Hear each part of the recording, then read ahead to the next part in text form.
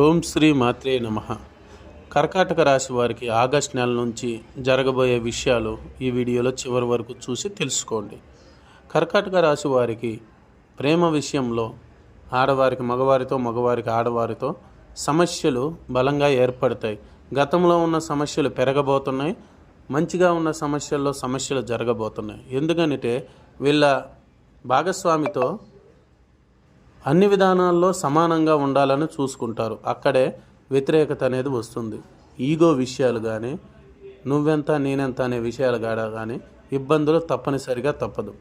వీరిలో మగవారికి ఆడవారి వల్ల తీరని నష్టాలు జరగబోతున్నాయి.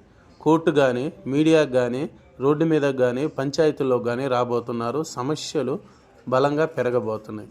వీరికి ఇన్ని రకాలుగా చూసుకున్నా డబ్బు విషయంలో ఏ కొరత ఉండదు.